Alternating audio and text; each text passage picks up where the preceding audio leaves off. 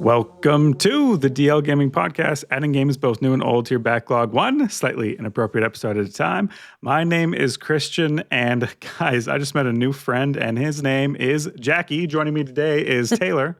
Yeah, and I have neighbors actively shooting guns next door. So if you hear some gunshots during the episode, that's what that is. If you're on Patreon and you can hear the pre-show, and maybe sometimes you don't always listen, definitely listen to it this time because you too can hear the gunshot. Yep. Yes, and Amanda is joining us today as well. I'm just one little bit in a larger craft. But how do I follow that with what Taylor said? Follow. And people are also shooting guns, but no. Yeah. They're shooting bits. Yeah. This week, we're going to be talking about BitCraft Online, Century, Age of Ashes, and Cyberpunk 2077. Yeah, that's Cyberpunk. Yeah, that's the one. But first, Taylor, would you tell us what's new, other than the gunshots, of course? Yeah, no. Yeah, we already talked about this last week. Steam recently redesigned their homepage for the store, but they're going even further and are redesigning the Steam Workshop page.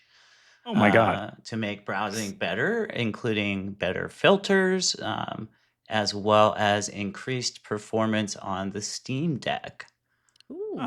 So the other thing that they're adding to store pages is a bit that will give you a personalized estimate of the average frame rate your specific machine will achieve in that game. That's so cool, honestly. Yeah. Good job, Steve. How's it I've doing never gone to... Yeah, what's your secret, Steve? I imagine you probably have to have opted... this is conjecture, but that you'll probably have to have opted into the Steam hardware survey, right? Yeah. In order for them to give you that information, because that will have allowed them to see what hardware you're running. Really spooky, not that spooky, sorry. I set expectations. A little spooky. Something a little spooky happened to me where I completed the Steam hardware survey, and then my webcam stopped working on Google Meet for like a week. I restarted my computer. I closed the Logitune app that the webcam runs through. I opened and closed all my tabs many times, and I went to my device settings and I uninstalled and reinstalled the drivers. I tried everything. I was like, fuck. And I went to bed once and I loaded it back up and I worked on Google Meet again. I was like, and it was like instantly after. I like went in a meeting, did the Steam hardware survey, went in another meeting. It didn't work. I was like, what? So strange. See, maybe I'm a little paranoid. I don't know. Maybe I'm a little paranoid, but I just dealt with troubleshooting getting rid of CrowdStrike. It's some bullshit that was like shadow installed on my PC through work. And I don't really trust a lot of companies and a lot of shit anymore. So I don't want to tell Steam that you can have access to my hardware. I already don't like that Easy Cheat enough has access to my stuff. Yeah. So Amanda's... Yeah, I think you're back on the CDs soon. You got to get yourself an optical drive. Do you have one?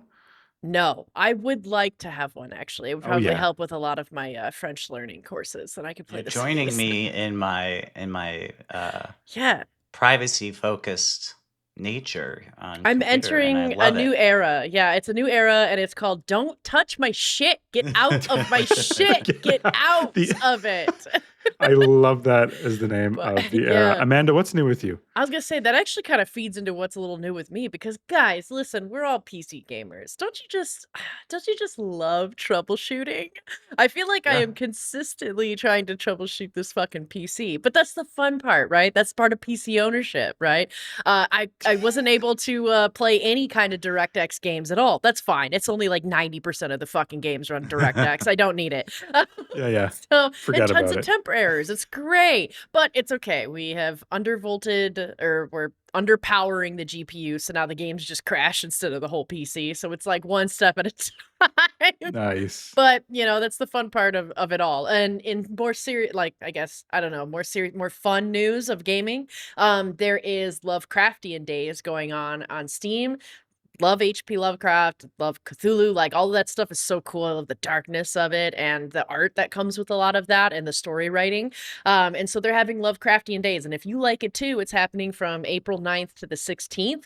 I will absolutely be picking up a Colony Sim sandbox that I have a wish list from the Lovecraftian things called Worshippers of Cthulhu and be playing it and talking more about it. But Christian, what's new with you?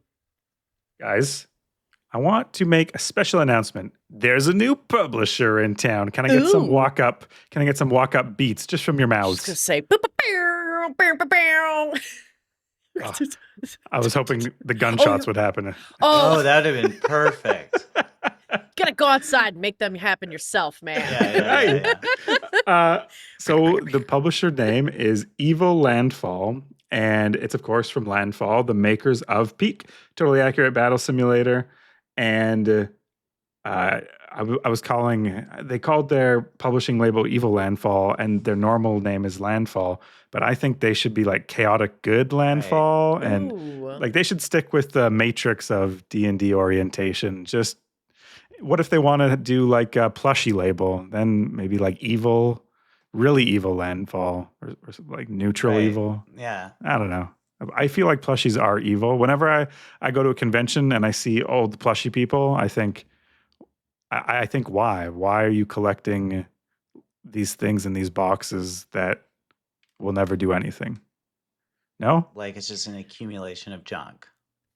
That's what it looks like to me. I mean, but everybody has their tchotchkes, right? Like everybody has their shit that they collect. Amanda, I don't even know what a tchotchke is. I'm not even joking. It's like a trinket or like a collectible. Yeah, You know, there's the people little that collect things. the Funko Pop. It's the little things that you accumulate. Plushies go beyond that, man. Like plushies these days are getting so large and like they're huge now. And Okay, but hear me out. Have you guys ever, like, as a kid, did you ever rake the leaves and then jump in a big pile of leaves?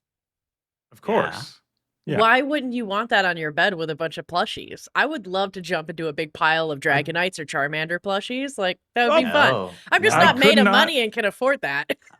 Literally, that sounds like torture. If I have to sleep with plushies on my bed, like yeah. That's the thing. But it's like hate an like adult fort. rolling over and then there's like some like this other pillow under me that I have to like pull out. And what if I wake up and Charmander's looking at me right in the eyes? I'm not a kid anymore. That's scary. I'm an adult. No, that's really soothing. You're safe. He's protecting you. You're safe. I'm just kidding. I'm talking like I have a whole bunch of plushies. I have zero. I have none. I don't have a single fucking plushie. But I can see the appeal of jumping into a cloud of Pokemon that are all plushies on my bed. I wish I could. That would be fun. But all right. Well, I'll not be so quick to judge next time I'm at a convention and I see someone with like a cart of between 10 and 200 plushies. And we're going, why do you need? There's no way. And you're just hauling them around all day. But anyway. Just think of me and jumping in a pile of leaves. That's what it is.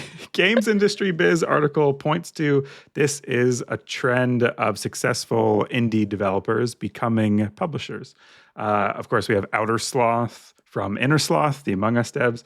11-bit, Frostpunk, This War Is Mine. Their publisher is just called 11-bit. They don't have like a fancy.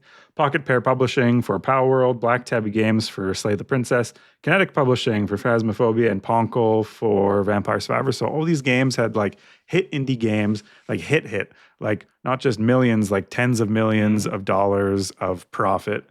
And what they're doing with that is investing in other indie developers to like pay it forward and continue this like awesome ecosystem we're having. And a lot of them have way better rev share agreements because of course these are developers who are usually on the other side of rev share agreements. And I think the whole thing feels good. I think this is feel good. I think it feels good, but I have a comment about it. Plushies, sure. I think some of them, just because like I actually looked into for like a group that is starting to look into finding funding for their own indie game. I was Yeah. looking into Outer Sloth, and they demand like 50% of your revenue until you have paid back what they've invested into you. So for some people, for some indie groups, like that's really hard to afford and to have that be upfront like that. That's half of their earnings. So if they're not making like a crazy amount of money, they're not really making much at all by signing up with Outer Sloth. I would not say that at all. I would say signing with Outer Sloth is one of the biggest opportunities you could probably get. What the 50% is going to get you is they're going to have their game likely. I don't know for sure. Although I think they just did a talk where they published all this publicly, but it's going to get you all the money you need to develop your game. It's going to pay the salary of everyone making the game for as long as agreed upon, and maybe even longer if it takes you longer. And that 50% is going to recoup that cost that they put into you. And then it goes down. You're still making money when the game releases. Your people are still getting paid when the game releases, but the publisher is going to recoup the money that they put in. And 50% I feel like is pretty fair if they're handling the marketing, the storefront, and you're just literally focused on making the game. That feels fair. Yeah, so, I can see that. And yeah, it sounds like you're just paying back what they invested in you over time, not necessarily like a bunch of interest on top of that. No, there's going to, I can't say for certain, but I don't think there should be interest on top of that 50%. It kind of just feels more like a loan instead of a grant, right? And so it's just kind of like they're loaning the money and then you're paying it back. The publishers aren't in the business of giving grants. Of course. Yeah. Yeah. I think maybe it's not known how predatory other publishers are. Right. So when we're hearing this 50%, because a lot of this is secret and on Reddit forums and in the ears of people at bars and in the gardens at GDC, right? Like this is all hidden knowledge. Yeah. And so I think Outer Sloth has great terms. Similar to like the music industry where there's all these horror stories of artists having to sign these contracts that give up everything in order to sign with a publisher. It's the video game industry, I think, is very similar where there's a lot of very predatory publishers who take advantage or like demand ownership of the IP of the game in addition to other stuff, and so. And to Amanda's point, like maybe I was making this a bit more feel good than it is. It is a business at the end of the day. These are business terms, but that they're coming from indie developers who have had success and they're trying to find games that they can invest in and empower, especially at a time when AAA is cutting back all sorts of investment on all sorts of games and then spending like $200 million to make Marathon, right? Like this is not serious. I don't know. I don't know if anyone's asking for this, and I think it's going to lose people money in the long term if they keep with that strategy. And so these indies are filling that gap. Anyways, no, I do just wanted to let everyone know. Yeah, yeah. No, I think that's great news, and I had heard about the Evil Landfall. I didn't realize just how many other indie devs had created their own publishing arm. So that was cool. I think it's very cool. And I mean, like Outer Sloth is incredibly successful as well, both in what they're investing as well, too. I just wanted to bring up the one thing because it was interesting to hear it from different devs of like why they wouldn't want to go with Outer Sloth. And sometimes it's just because even with the 50%, even with getting paid, like it's still just not enough, right? But it's to each person's own, right? Yeah, it's a business. Needs. Exactly. Absolutely. But yeah, I think it's great what they're doing, though, to be able to go from understanding the indie world, being successful, and then being able to kind of pay it back to the community is awesome. Mm-hmm. All right. But that's not all we're going to talk about. It's not all indie publishing around these parts. What did you play, Amanda?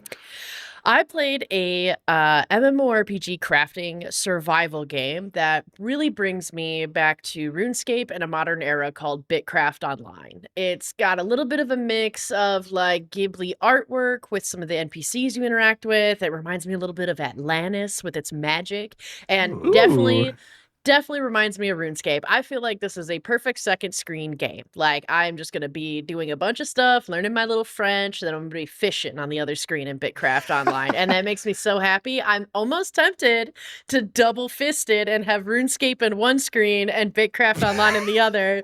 Don't threaten me with a grave. I know, it's a little wild. Okay. Dr. Manhattan, calm down. Are you going to be making the nuclear reactor in the other room or whatever the hell? What am I gonna do? Yeah, you're screwing your girlfriend in the fourth room, right? I just really quick question before we keep going. MMORPG crafting survival. I've heard this a lot. People initially called Dune the MMORPG because you met in the deep desert, even though it was like 40 players in one server, online at a time. Is this the same thing, or is this truly putting the M back in MMO massively? It's putting the M back in MMO. All the players are on one map. They're all on one server. Okay. They're all in one game. So right now, there's 1,300 people playing actively right now, and they are all on the same map and all can interact with each other. God, I want to play this right now. Is an MMORPG. Yes. Yeah. So this game is super deep in a way where the crafting goes deep. It's kind of like, it's not just, I just chop down log. Log turns into wall. I make house. It's like log has to be cut and whittled, and then it has to be refined, and then it has to be turned to a timber. There's like all these steps and all these different crafting stations. It's like I'm playing Timberborn again. Yeah, it's a little, at first it was a lot and a little much. And then as I started to get the flow of the game, I was like, okay, I'm starting to get it. I get the hang of it, because at least what they do with how complex the crafting is they make it really easy to find what you need to do, where you can get it, and what it gives you. So they have this really elaborate kind of like oh God, the first thing that came to my head was a Pokédex, but really what it is it's like an instructions manual on how to play the game. Where basically you just type in what you're looking for and it pulls up and it shows you even on the map where you can find it, the kind of things that you need, like the kind of stations that you need to use in order to either craft it or what you can use it as and create. So that helps out a lot. So if you run into an issue where you're like, I don't know where the fuck I'm going to make ink for this, book, then you just click on ink and it tells you everything that you need, how you're going to do it. And so that's nice. If it's going to be super complicated, I'm glad that there's a really almost like having an in-game wiki, so you don't have to go out of game to look these things up. Exactly. That's the perfect way to put it. It's an in-game wiki. I have a bird walk. I have a bird walk with the ink. So I visited my cousins. There's 8 of them in this house. They're all homeschooled, and they are just the most intelligent people. Some of the most intelligent people I've ever met, for sure. And I went to their house. I was like, "What are you guys doing?" And they're like, "Come to the back. Come check out our fort." And I'm expecting a good fort, like a decently good fort, because I know they're like very crafty people. I go to the back. No, they're like, it's whatever I imagined, they blew it out of the fucking water. They had probably cut down 30 birch trees at least. They made fencing all around. It's probably like a half acre worth of development in their backyard. They live on an acreage. They have a ton of land. And it is kind of in the middle of this forest clearing. They cut down all these trees, and they had this birch fence. They made homes for every kid. So every kid had like a little home, or a little teepee basically, but still like a well-constructed teepee. This wasn't just a bunch of sticks put together. It had like windows and shit. It's like they could stay in it and turn it into an Airbnb, right? Yeah. And then they each had like a task that they were learning as a part of their school. I think this is like outdoor ed. So whatever, the government of Alberta has like a list of classes you have to take. And then if you homeschool, as long as you can show you're meeting the outcomes, you can get there however you want, essentially. So for outdoor ed, my one cousin Nathan, he was like making these little miniature like Trojan horses and wheels, and he had made the tools to make that. So he had made. So he was making the tools to make the craft. Okay. Yeah, and my cousin Emily, she had an ink making station or factory. So they'd take sap from the tree, and they had like a distiller. They'd mix it with water and charcoal, And then they had made everyone pens with quills. They didn't make paper yet. I'm sure that it's fucking on the way. But they were writing stuff with the quills they made and the ink they had made from their backyard. And anyways, sorry, that's the bird walk. That's just ink. That is BitCraft online, dude. Yeah, that's exactly because the way this game is built is that like everybody, they really strongly encourage you to like join a settlement. You can create an empire and you can create a city with like other people, which is really, really cool. There is a very rich and active community. The like regional chat was just popping off like constantly, and like people were talking to each other. And it really encourages you to team up with other people, because even though it has a very sandbox feel where you can kind of work on whatever skill you want to, once you get to like tier 2 and 3, you are going to want to specialize. Otherwise, you're just going to be taking forever to do anything. So you can specialize in a way that is like very common tropes of like, okay, I mine and I smelt and I create iron ingots and I make armor. Like that's a very like a blacksmith kind of mentality, right? And then there's like the hunter that will go and skin and tan and make leather armor, things like that. So you want to specialize, and then you want to be in a settlement or a community that everybody has their own professions that they go into, and that's what drives the progression of your character's level. Even though, you know, if you're like, I just want to use a sword, you will level up the sword skill. So like that's, you know, it's kind of pick. This is like my perfect game. This reminded me a lot of like a Star Wars Galaxies. So I'm interested, how did you fit into all of this? What did you, is it fishing? Did we hear right? It's fishing? I mean, yeah, I do a lot of the fishing because I enjoy it. You have mounts, you have boats, you can do fast travel. So I like to get on my little raft and I like to go into the ocean and go fishing for stuff. But I also float a little bit more with the leatherworking, and the hunting is kind of more my style too. With the bow and arrow, I hunt and kill stuff and then tan it. So are you a part of a village, or are you just like a traveling salesman of materials? I'm just a nomad at the moment. I'm just figuring me out, you know. I'm just like I'm trying to just be a bachelorette of a sort, and you know, moseying around the world, seeing what everybody's settlements are, and then figure out which one I like most. Place in the world. That's right. Yeah, because you know, I do think that there's a lot of fun community members and really fun interactions. Like, for example, somebody just today like wrote in the chat, they're like, hey, what tool is going to be the best for gathering sticks and flint? And like without a second being missed, somebody right away responds, patience. That's the best tool. And they're not wrong, because you have to do it by hand and it takes a while. But I like that. I do like games that are like this, where, you know, they're a little more idle, I guess, because, you know, we're all busy. We all got stuff going on. And if I can sit here and advance like 10 levels of something and get a lot of progression done in these big kind of crafting survival games, I mean, these are time sinkers, these kind of games, right? It's so fascinating to me that they've been called idle games, when to me they feel like anything but. Yeah. Yeah. They're very intense, like interactive. A lot of clicking needed to, you know, a lot of interaction needed to accomplish anything. Like if you have to manually pick up sticks and flints by the hundreds, that to me is not idle. Well, no, you're not picking up each stick. You're going to a pile, you're selecting it, and then it takes about a minute to harvest the whole thing.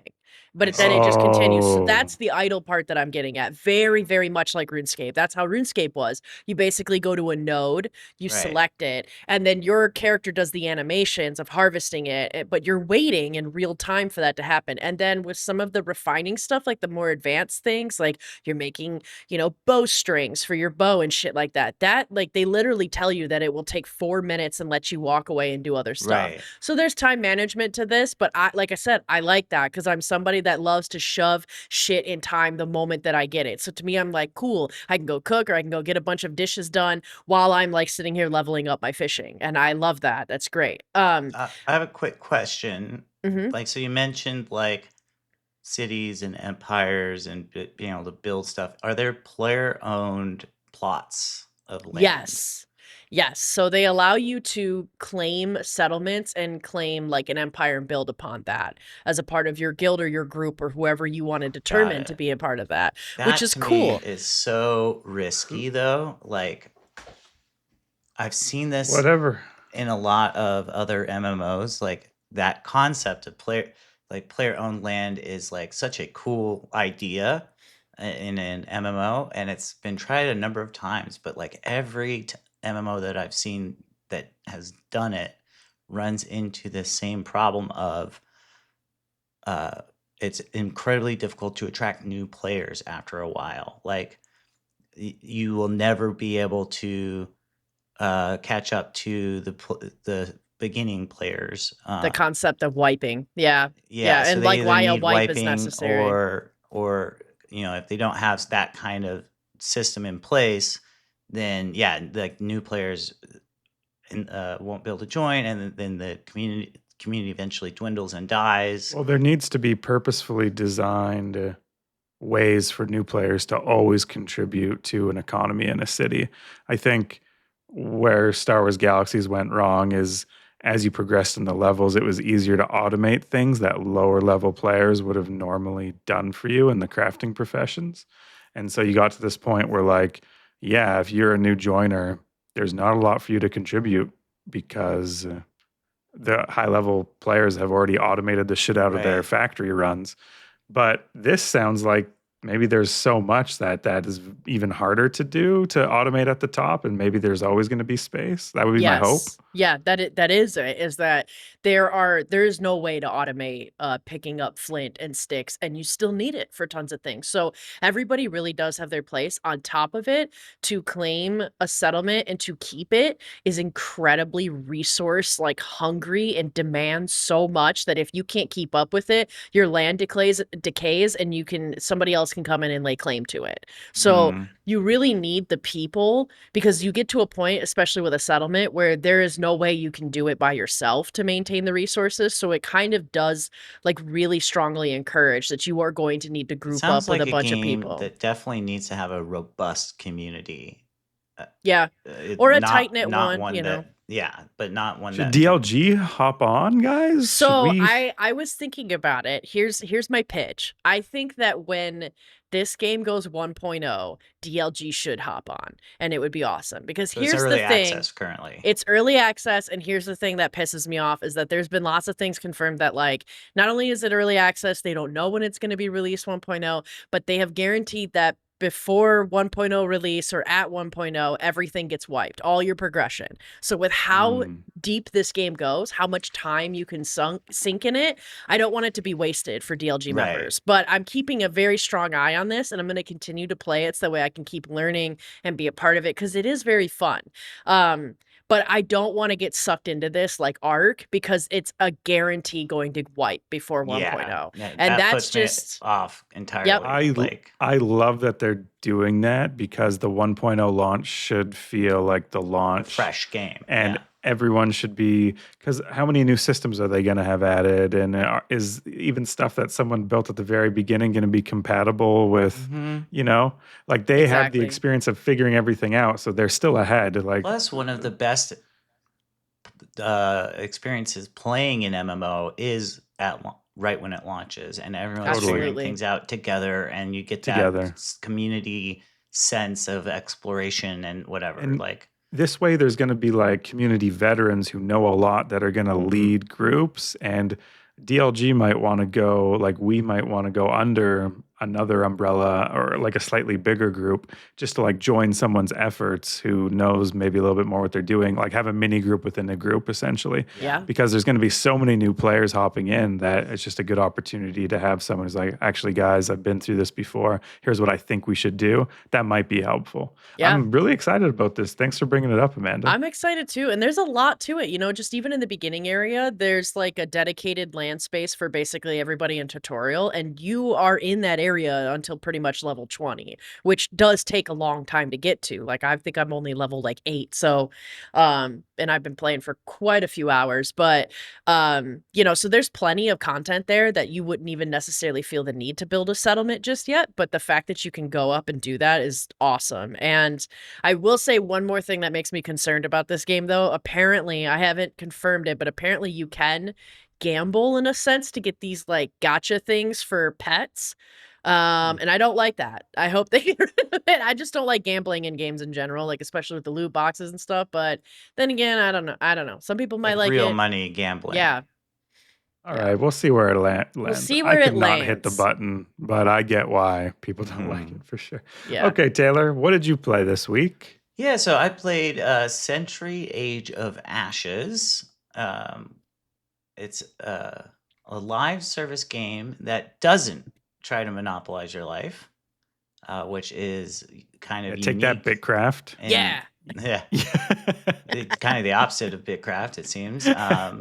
But yeah, to me, that is fairly unique in terms like most of these live service games want it to be the only game you play, and they want to make it so you're always playing that game. All the slot machine noises, all the levels, all the skins, all the dopamine. You got hits. Juicy Kerrigan, you got Basketball Kerrigan, Right. you got Kerrigan on the bed, you got Kerrigan as Zeus or something. I don't fucking know. Whereas Century, at least so far, has not felt like I have not felt that pressure. I've not really seen those dark triad traits being or dark pattern traits being pushed. Nice. And what attracted me to it is that you get to control dragons and shoot fireballs. Everyone's fantasy, by the way. Yeah. Right. Awesome. Like, I mean, Yeah. I read to fly Aragon as a dragons kid. around. It's amazing. So I came across this game thanks to Amanda. We'd actually been trying to play War Thunder together, and it just was not working for her. DirectX, man. So then swapped over to Sentry, but Amanda had gotten so frustrated trying to get War Thunder and her computer to work that she was just like, I'm done for the night. So then I ended up just playing Sentry by myself, and glad I did. It is pretty fun. So the flying of like mechanic or the controls for flying are pretty easy to control, which was kind of something I was a little worried about at first, because flying control schemes can vary, and some of them are like really difficult, and I kind of suck at them. Whereas this, it's like it follows your mouse cursor, so it's incredibly simple to figure out, and then use the keyboard for a couple things like to slow down or brake. They call it. So you end up like hovering. And then the maps that you play on are not that big. So it's not, I didn't find myself getting like disoriented and lost like I do in some other flying games, just because the map sizes were reasonable and I could figure out where I was at all times. So those were big pluses for me. Nice. And then there's a bunch of different game modes. I didn't play all of them, but there's like the classic deathmatch. There's like a capture the flag mode that had a Capture the King, isn't it? I thought it was Um, Capture the King. No, well, Isn't it a crown? You have it, or is it an Yeah. egg? it's not an egg. It's I believe it's Damsel. the crown, and The crown, yeah. you like capture it, and then you have to fly through checkpoints Yeah. with it, and like the more checkpoints you fly through, the more you score, before someone else kills you and then claims it, and then they do the same. Yeah. So it was kind of a unique twist on Capture the Flag, where it's not just like take it back to your base and score a point. It involved like kind of racing around, and I thought that was Huge fun. missed opportunity to not have it as Capture the Donkey, because Shrek and the donkey, and I just think it's right there, guys. Yeah, Come well, on. and that's a classic dragon activity, is like capturing livestock and flying off. Yeah. Yeah. Capture the Yeah, sheep.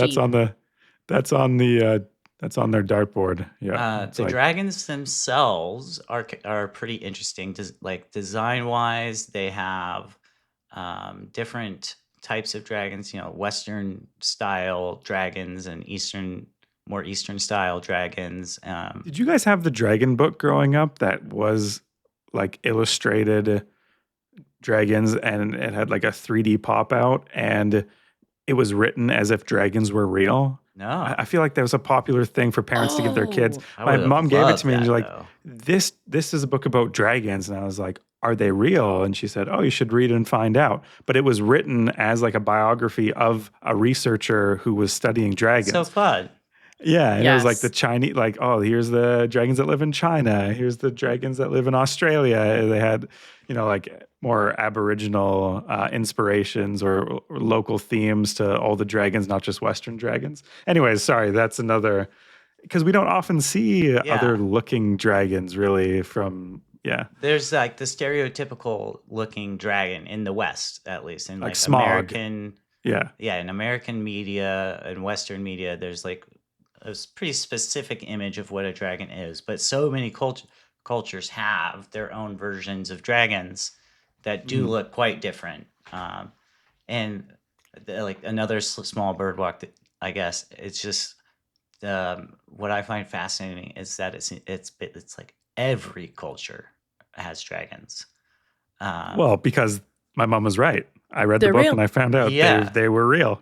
Well, it does make one wonder, like if there was a creature at some point that was dragon-like that existed on Earth, that ancient peoples like had oral traditions of passing down about, like some kind of dinosaur, that Very cool. morphed into a dragon over many generations of oral storytelling. But Yes, yeah, I'd buy that for sure. I saw that same dragon book when I went to the kids' bookstore the other day, and I was like, did you pick it up? come for your full daughter? circle.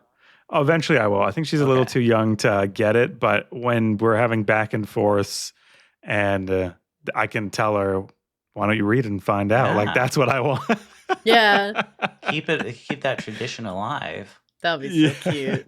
Dragons are so cool. They are. They just are awesome, which is one of the reasons I like this game. And they made a lot of great decisions. Like team sizes aren't too big. Depending on the mode, you've got like between 3 to 6 players on a team.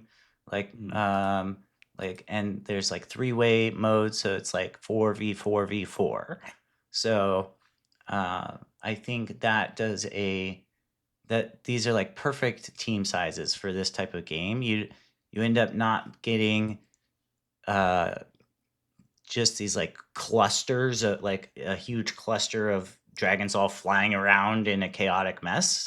There's you end up being able to get engaged in like much more thrilling and exciting like chases, and there's dodging in the game and stuff like that. So it felt more intense and less like just a big chaotic bundle. Because when I tried War Thunder and I was playing the airplane mode, that's there was like 25 airplanes per side, and it was just this huge mess of airplanes in the sky, and everyone's like too flying many planes around and barely dodging. It was too much. So this was one of the first games I ever worked on. Century Age of Ashes, a blast from the past, and I know it's changed a lot, but when I first worked on it, I believe it was pay once, maybe $20, something like that, and there was a free tier underneath that you could play, I think for a limited time, maybe 7 days or something like that. And that was their offering, basically like, hey, we think our game is really good. You can play it for free for 7 days. And if you love it, all your progress is saved, but you have to buy the game. And there was egg hatching, and I believe there was even spell crafting or it's getting hazy now, but there was some things you could do to modify and customize your dragon in really cool ways, and you could bring different abilities to a fight, from what I remember. All the dragons do have abilities. Like one has a frost bolt that slows the movement of your enemy, or a short range fire breath that like does a ton of damage, but you have to get really close. And I didn't play enough to get to the point of knowing like if maybe that spell crafting still exists as part of the game, and you can still customize your dragons or not. Well, we should play, Taylor, because I think because I worked on it, I got a key that unlocked every single thing in the game. So I have a golden dragon and a rainbow dragon, I believe, if my account is still. Yeah, no big deal. Yeah, Wow. dude. Who was a Honestly, celebrity like for Century, guys? you would probably stand out because this game has a very small community currently. Like I checked the Steam chart today, it had an 89 player 24-hour peak. So there's not a lot of people playing this game currently, and I've got the feeling that a lot of them know each other, and so like if you show up with your like Gold. Who's this gold asshole? dragon that you got for working Yeah. on the game, like a And then lot I of people suck are at going the to be like, game. People are gonna be yeah. like, "What?" but you would definitely stand out because the people who are playing probably know every single available dragon, and I then love it's that. like oh, like who's this guy with this unique thing that you can't possibly get? So Let's yeah, play. Sweet. You said I- 3 Oh, people on a team. We and got 3 Amanda right got here. it working. So I got it That's working. reason enough. Yeah. Yeah, we should definitely find some time and play this together. It's fun, and it's the perfect. One of the things I wanted to mention too is that, and it ties back into it's not trying to monopolize my life. Is the matches are not too long, and so it's a great kind of casual game that if you want to sit down and play for a little bit and play a match or two and then move on to something else, it's easy to do. So I think it's perfect for that kind of casual play. Sweet. And it's not like you finish a match and then it gives you a bunch of slot machine rolls, and then it's like pressuring you like play again, to get a two times point booster, or what, none of that stuff. So just really fun. I don't know that it's the type of fun where I would get addicted to this and just like play all day, match after match after match, like for hours. I don't know that. I think it would get a little boring at that point. Yeah. But to sit down and play a match or two every couple of days, after work or something to unwind, yeah, perfect kind of game for that. So, Oh yeah, I definitely want to play with you guys. You guys know my schedule. We'll find a time. Yeah. I'm down. It reminded me a lot of like Armored Core, where you match your mech to like your mech color scheme and weapon to what your actual character looks like. Like color coordinated. So when they jumped out and did the thing at the end screen, they'd be like, "Hiya!" and they'd be. I love it. And I had no idea that this was a game Christian had worked on when I decided to talk about it on the show. If you listen to the pre-show, that he reveals it like when we're going over our show notes, and I'm like, "What? No way, dude!" Both of us are like, "What?" I'm so excited to hop back in. Hopefully, my account is still there. Okay, guys, I played Cyberpunk 2077, and you all know that the reason why I wanted to play it was because I heard the driving got better. And on the way of discovering that the driving got better, the driving did get better, by the way, I found out that, by the way, I don't know if anyone knows this, Cyberpunk is a great game. Did you guys know? No. Sorry, did Yes. anyone All I heard about know? was the subpar driving up to this point. I thought John that was Wick, the subtitle. right? Cyberpunk 20 subpar driving. Yeah. John Wick. It's just driving and Keanu Reeves. That's it. Yeah. So if you don't know, like by chance, maybe you don't know, that would be crazy, but anything could happen. This is CD Projekt Red's over anticipated, mega hyped 8-year development cycle, dystopian future set in LA RPG. It is set in LA, right? I just assumed. Kind of? Yeah. Inspired by It's on LA. the West Coast. It's near where LA was. Okay. Got it. Yeah, it's basically LA, but not quite. Instead of CD Projekt other games, The Witcher, instead of swords, there are guns and hacking and cars. Also, there is still swords, but you can still be melee, which surprised me how many bullets I could take while I beat people. I was like, damn. Because you get like cybernetic implants that are armor, and that's how they explain it. I'm You like, get like subdermal armor plating in your skin that like the bullets are bouncing off of. I don't know, dude. I like taking submachine gun, like hundreds of bullets, hundreds. Like, okay, I'm still good. Great. What are these bullets made out of? I don't know. So speaking of the driving and the cars in this game, a dear friend bought me this game, Emilio, on release. I said, "Oh, Emilio, great. I think it was at its peak price. I don't know what that was. I want to say $60. It was expensive. It was it 70, 60? It might have been one of the first $70 games. I think so. I think this is one of the first games Emilio bought me too, and I was like, "Oh, this is the start of a great friendship where I don't buy Emilio anything, and he buys me a bunch of games." So I dicked around for I think around 10 hours, and trust me when I say I didn't move the main quest ahead one bit. I started off in my apartment, and Jackie was like, "Hey, we got to do this thing," and I just did not even talk to him. I went the opposite way. And I kept walking. Eventually, I stole a car and I drove around. I was like, this is fun. I did some things. And 10 hours went by. And then I was like, you know what? Everyone is hot in this game, but I am not having fun. Aww. It just felt a little lifeless and empty. It felt superficial. It didn't feel like to me that anything had a sense of place. And again, I just want to make it very clear. I didn't even meet the first Ripper Doc guy, who I feel like is integral to meet, right? Yeah, the main storyline is, at least the beginning of it, really sets the tone of the story, and like sets the ticking clock and all of that. And Emilio should have told me, and maybe he even did, because famously when I played Skyrim for so long, I stayed in the first town and became a blacksmith. Like, there's a guy that's like, hey, what's the first town called? Winterburn? Windrun? Winterfell? I think it was Winterfell. Winterfell. That's Game of Thrones family. Oh, that's true.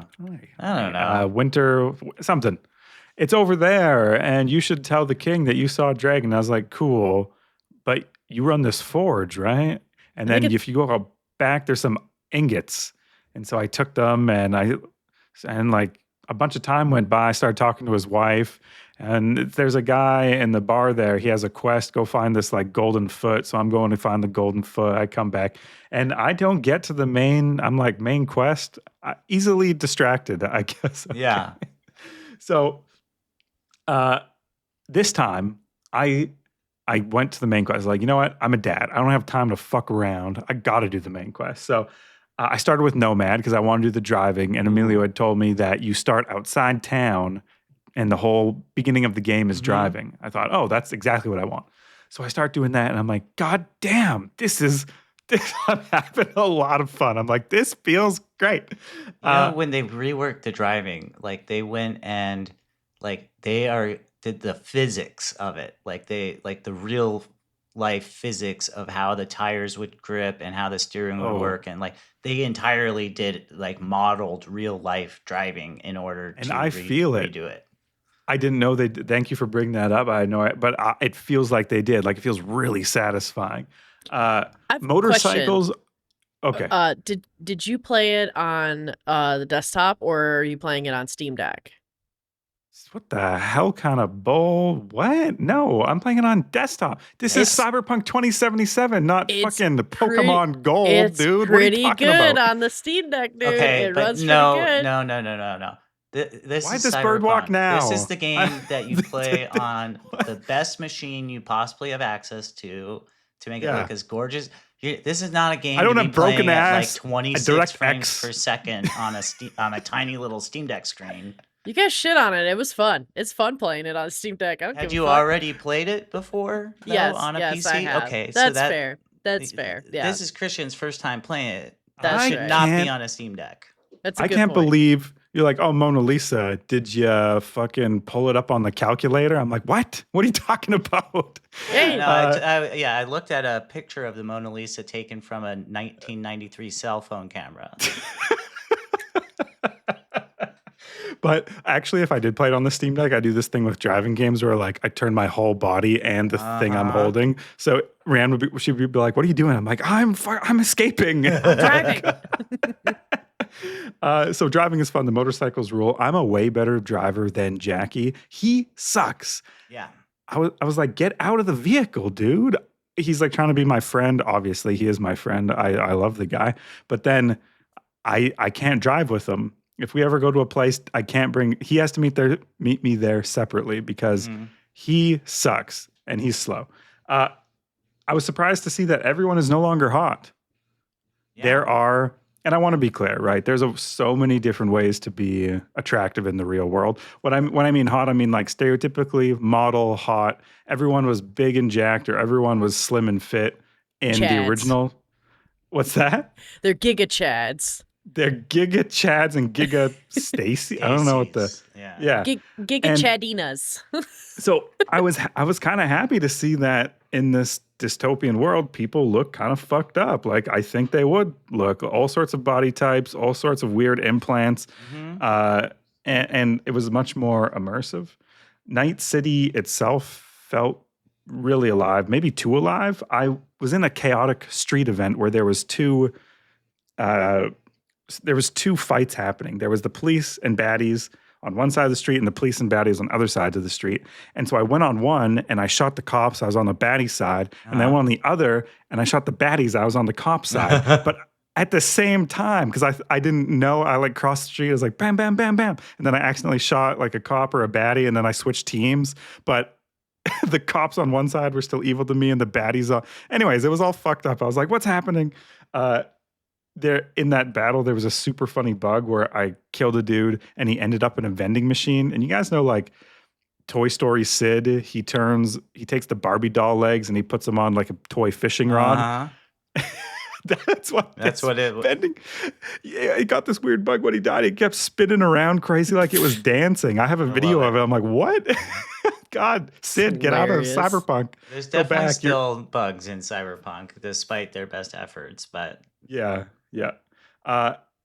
And like I talked about earlier, I advanced the main story. Like the writing and dialogue, like it's so good. The writing and dialogue. I am sitting at my computer and I'm not skipping anything. And usually when I see a lot of text or even voice acted dialogue in a game, it's usually not good enough to hook me. But the immersion of the world, who I thought my character was and how it was relating to people, and the stellar writing and acting the voice acting is so good. Yeah. I was just like, this is such a cool experience. I'm loving this. I'm really loving it. I'm going to do some spoilers if you haven't played this game, if you're like me. So if you don't want to hear spoilers, don't listen. You got like 5 minutes probably. Just skip ahead. So Jackie dies. My best friend dies. When Jackie died, I was like, this game has balls. Right? And they do such a good job of making Jackie your best bro ever. Oh my God, dude. In that time, in that short amount of time, it's like you really get a relationship with Jackie. And when he dies, it's really shocking. It's so sad. Yeah. It is. Any good friend you have usually has one characteristic you're like, I could do without. But that is honestly what attracts, like that is what sort of builds the friendship in a certain way. You're like, this person is like this and I love them.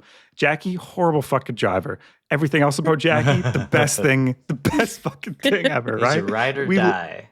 Yeah, we love Well, he's Jackie. ride because he can't drive. Yeah, that's true. And then I die, by the way, next. I fucking die. I'm like, oh, am I dead? First I was like, this game has balls. And then I died. I'm like, oh, this game really is doing something. Okay, cool. I'm with it. I'm here. Let's go. Cyberpunk, you got me. You hooked me. Maybe this was like, I don't know, 10 hours in or 8 to 10 hours in where I die. And I was like, I want to play the rest of this fucking game. I don't care what is happening in the world. I will finish this game. I love it. And then I started playing as Keanu Reeves. I knew he was in the game. I didn't know why. He's like some singer. He's telling groupies, he's like, don't hang around the band and waste your life. They're like, what are you talking about? We're getting high. And he jumps in a helicopter and starts blowing people up. I'm like, yep. This also feels good. Feels great. The heist level where you have the robot of the main story was so good. Like it's been so long since I've played a game that has made me feel that way. Where like I know the timer isn't real. I know I can take my time, but for some reason I am rushing through because I am role playing on some level the story because it's just so immersive. There's less of the ludo narrative dissonance there. Like you're so bought into it that it's harder to pull yourself away and be like, oh, it's just a game. I can just do infinite side quests. Yeah, bought into it. I am a cyberpunk. At this point, I am fucking V. I have the V tattoo. Like, yeah. So the world building is top tier. There's great standout characters. Adam Smasher. I was like, God damn, I love that he's in the game. Great name too. Great name. And so rarely do I have time for these types of games. And so I'm going to put a poll up on Spotify and Patreon. Part of why people come to this podcast, they want to learn about new games. And I think another reason why is they want our takes on maybe games they've already played. They want to laugh along and just see our perspective on things. So you can vote. Does Christian keep playing Cyberpunk, or does he get a real job and play something else, right? So have your say. How far into it are you? Where are you at? I think I'm around 14 hours in after my 10 hours of my first playthrough. So 24 in total, 14 on this save. You've got a fair bit left to go. Yeah, a fair bit. And if you vote on this, maybe I'll keep the vote going every week. So if you're like, oh, this is really starting to suck, like this is horrible, we can stop. We can get off this roller coaster at any time. But if you want to go one stop further, let me know on Spotify and Patreon. I'll put the poll up as a part of this episode. And thank you for voting. Oh, by the way, I'm so sorry. I barely let you guys talk. I was so excited. Do you have anything to say about Cyberpunk, or any words of advice, or just any comments? Are you going to get the DLC? Was it Liberty City? Phantom Liberty. Yeah, Phantom Liberty. So should I? Does that add an additional more story after the main story? Yeah, it's a separate bit to like a separate kind of fully fleshed out campaign. So I would recommend that, and I haven't played Phantom Liberty yet, but I would recommend you hold off on getting it until you've beaten the main story. Yes. Okay. But it is reviewed higher, I think, or at least received better than People the main game. Love it. They love it. They say it's like one of the best expansion packs for a game ever made. And it took everything that Cyberpunk originally did well and just did that even more and better. Okay, cool. So I think like the unique thing from my angle is like the story of how I found this game and why I'm liking it. Emilio talked about the DLC maybe 2-ish years ago, if I remember right. And I think he really got into it. But for sure, if people want to hear about that, if they vote for me every week and I get to the end of this game and there's nothing left, yeah, fuck yeah, I'm buying the DLC. Then? Yeah, I still am waiting to do it. Because I had been waiting for a couple updates to come out, and then now I'm just waiting to be in that mindset where I can just sit and play a game constantly for 12 like over a couple of days and just like power through it. Yeah, I thought this dialogue was as good as Dispatch, and I need to be in the same headspace to play both games, where it's like this is very movie-ish at a lot of times. Same as Dispatch. Are you male or female in the game? Chick with trans male or trans female. What voice? Is it male or female voice? Male voice. Male voice. Okay, so that means you can romance Pan Am. Okay. Which I would recommend doing. Sweet. I will. I think she's into me. And her storyline is really great. All or not all of them. Like River's story was, I mean, his story was great, but like his romance was kind of eh. The Judy's was really good, and Pan Am's is awesome as well. So like, highly recommend doing their personal quests and getting into those. Why is Amanda laughing? Because I really love that a lot of times whenever you get the option to romance, like I know Taylor so well, and I know that he always romances pretty much everybody, and he'll like romance a ton of people, and it's great. Well, like because I don't remember romancing anyone. In Cyberpunk, you're not. You didn't in Dispatch either. Too problematic. They have preferences. So like Judy is a lesbian, and so she will only romance a character with the female voice. That's how they determine if you qualify. Well, So gee, I had to I'm a replay the game to do Pan Am's Romance because the first time I played I was female V, right. but I wanted to do Pan Am's Romance 2, so I just replayed the whole freaking game I'm to very get female hers. presenting. The only thing male about me is my genitals and my Yeah. deep voice. So But otherwise, that puts you in I'm a beautiful girl. and that puts you in So Pan Am's world. I think I should be accessible to everyone. Okay. Hey, Cyberpunk people, it's 2077. Come on. All right, I'm hitting the bumper. What do we want to play? And Taylor's going to start us off. Yeah, so there's this game, and I am not 100% sure how you're supposed to say it, but it's written out as 1000x resist. And sometimes the X is silent in titles like this. Like there's an anime called Hunter x Hunter, but has an X in the middle, but you just don't say it. Or like this game, I don't know if it's 100 or 1,000 times resist, or if it's That's how I've always said 1,000 it out loud. resist.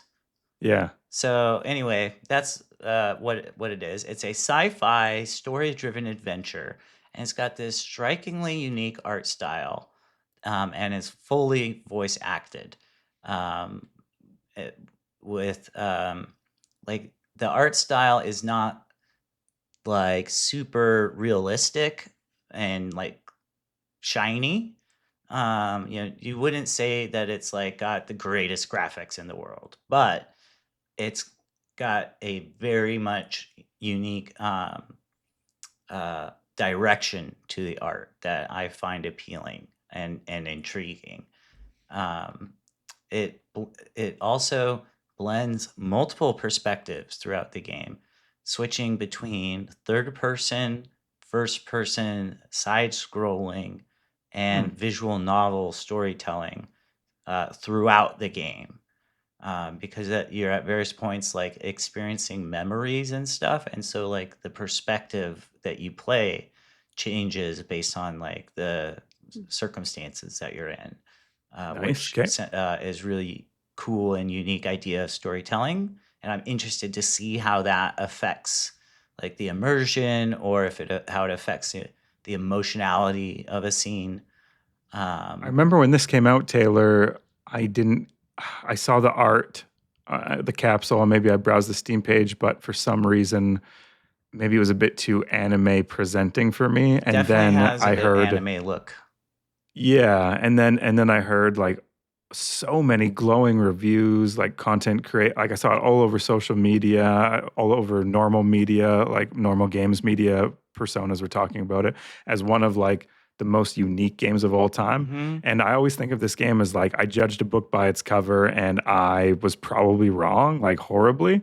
And so I'm I did the so glad you're exact bringing same it up. thing. Like I initially like saw it and like clicked on it. Uh, I saw the capsule art and you know this first screenshot, and then like clicked off because I was like, oh, Yeah.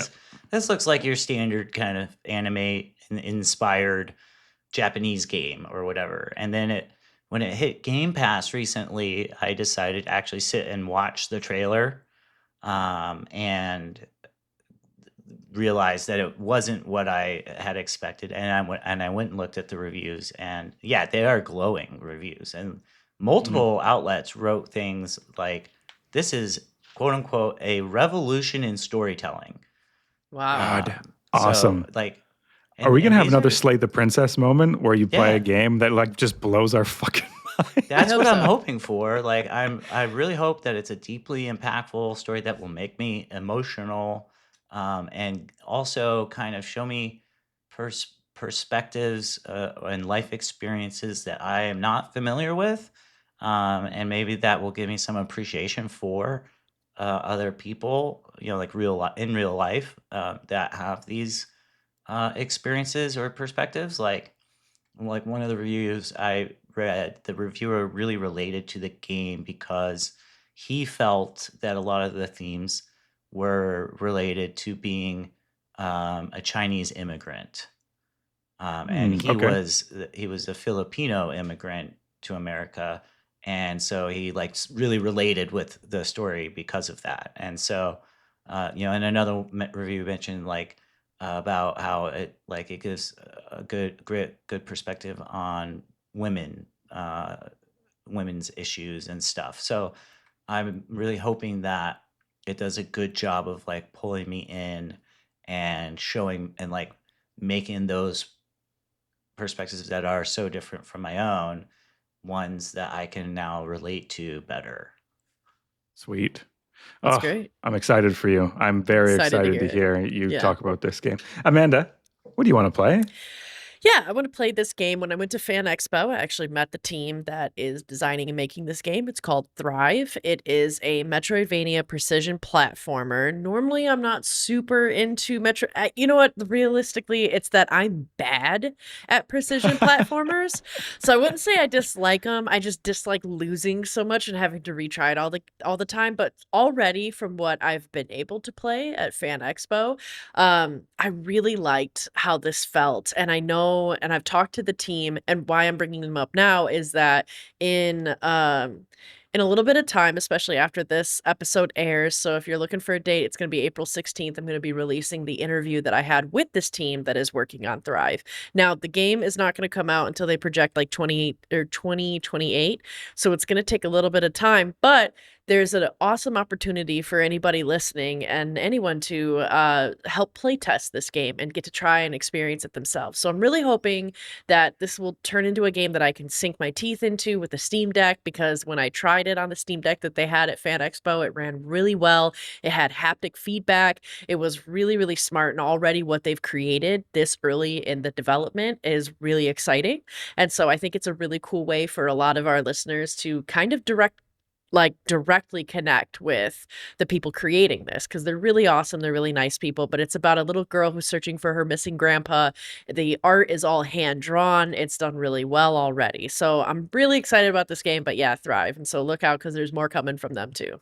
It's such a cool opportunity it's such a cool opportunity that they have given you and us, Amanda, and that we in turn are giving to people who are part of our community to like, it's like someone's baby and they're trusting us and our community to sort of play through it and let them know if there's anything that they could Right. work on or anything they like or don't like about it. I think that's really awesome. I can't wait to hear that interview. The Yeah. interview, and also to see this play test that they're releasing soon, and having the opportunity to, communicate feedback about it as well.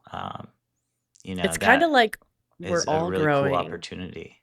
Yeah, absolutely. And it's like we're all growing and maybe, I don't know, thriving together. I don't know. Ah, Anyway, that's Oh shit! Alright, She's got alright. it. She's got it. She's got it. She's got it. She's got it. She's got But it. yeah, no, what do you want to play, Christian?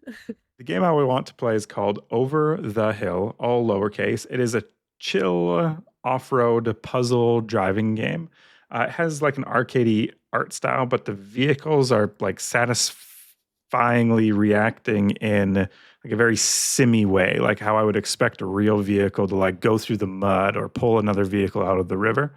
And I just want to chill and drive.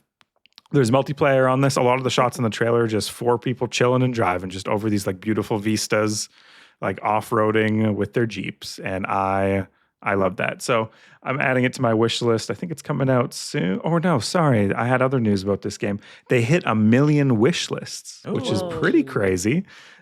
Maybe, I don't know, one of the most wish listed games of all time, certainly within the top Yeah. 10. And they are having a playtest to celebrate. So I did sign up for the playtest. It's under NDA. They say that right at the top, so I won't be able to talk about it if I get in. But still adding this to my radar to talk about when it does release on Steam. Very cool. Yep, It's exciting. This looks beautiful. it Makes me it want to is go into it. beautiful. Yeah. What is our community up to, Taylor? Listener questions and corrections? Yeah, so we didn't have what I would say necessarily a listener question, but we did have a bit of a conversation in the questions and correction Discord channel. I had put out an announcement recently on the Discord, just saying that we hadn't had any questions for a little bit, for a couple weeks in a row, and just kind of asking if anyone wanted to ask any. And so Burn Division was kind enough to reply with this pretty lengthy reply, and I'm just going to kind of summarize it instead of reading the whole thing aloud. But he basically mentions that the community has known us, the casters, Christian, Amanda, for so long, and we've been so active in the community for such a long time that he feels like there's not a lot for himself and maybe other people to ask about because they already know a lot about us, which is an interesting point. And then he mentions that perhaps we could start sharing a little more about ourselves. For example, a random fact, achievement, or accomplishment. And then Nyanko chimed in as well to say that he actually appreciates a reminder to come up with a question every other week because he might have an idea for a question he had forgotten to write down before. So to him, it's like a helpful reminder. Yeah, I feel like sometimes new or listeners ask us a question that's very similar to one that's already been asked. Mhm. A really popular one is, what movie would you make from a game, or what game would you make from a movie? There's been variations of that. I have a document that has a lot of listener questions in it just because I'm a sick fuck who likes to keep Yeah. track of things. And Dude, you should can see some of the Google Sheets Christian makes behind the scenes. It's insane. So we have had a lot of questions through. So I think I totally get Burn Division's point. Like, he's basically like, guys, we've asked you the questions. So if you're out there and you're newly listening, of course you can ask us a question or just leave us a comment. Let us know what you think about these episodes. It really helps the algorithm on whatever platform you're listening to us on. And you can leave us a review on Apple iTunes, and we'll also read that review out loud, of course. Even if it's 1 star, we'll still fucking read it. Give us your best comment or question or correction, especially on platforms like YouTube or Instagram or Spotify, is more helpful than on Discord. But of course, feel free to ask them anywhere.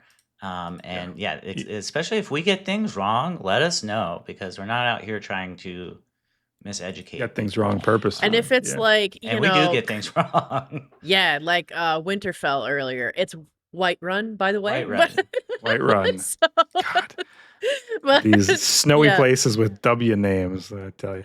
Actually, I do have and you can DM us too, right? Like, we're pretty accessible on Discord. Just throw us a DM. And Time Killer B, sorry, I completely forgot I got this. But he sent me a DM. He said, ever see the movie Hundreds of Beavers? It's a stupid, silly movie, but a good watch. It could be fun. And I'm just going to throw this on screen. It looks like a movie. You can watch it on YouTube for free, first of all, which when those pop up, I'm always like, I don't know. Yeah. But it looks ridiculous. I have no idea if it's child friendly. So search this at your own peril. Hundreds of Beavers. Thank you, Time Killer B.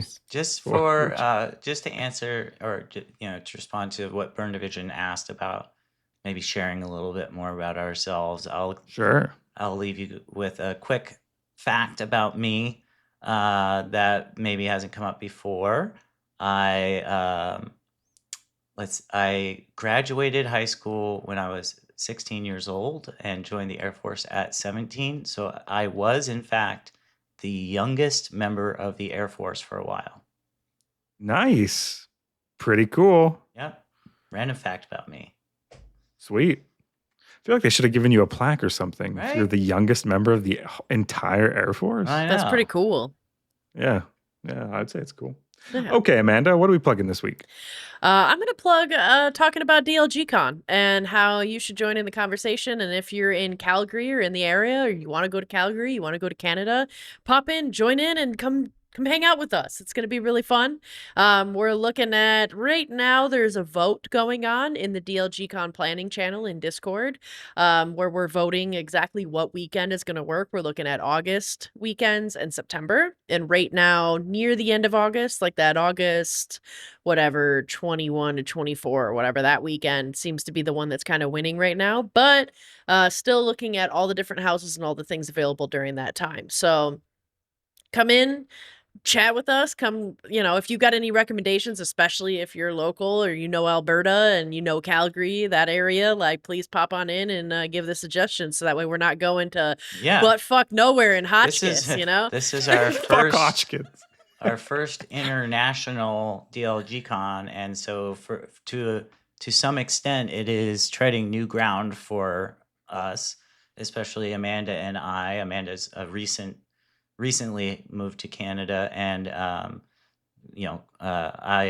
only visited, so Christian is the only full Canadian here. But so it'd be great to get some input there.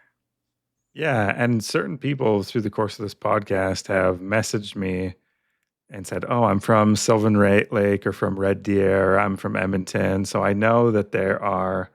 I'm not trying to call anyone out specifically. Like, if you don't want to go to DLGCon, that is all good. Yeah. All it is we play board games, drink, make food, hang out, and have a decent time. We rent an Airbnb together. But that's not going to be everyone's cup of tea, and it shouldn't be. And you shouldn't feel required to, if you live in Calgary, like, oh, I have to go. But if you want to, it's totally encouraged, and please join and reach out. I would love to know how many local people to me listen to the show.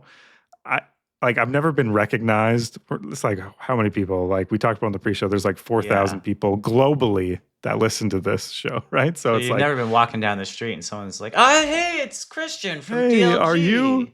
Yeah. First, if that does feel free to say hi. Like, we'll grab a beer. I feel like it'll be all good. But yeah, that hasn't happened to me yet. And hopefully it never does happen, because honestly, it would feel a bit weird.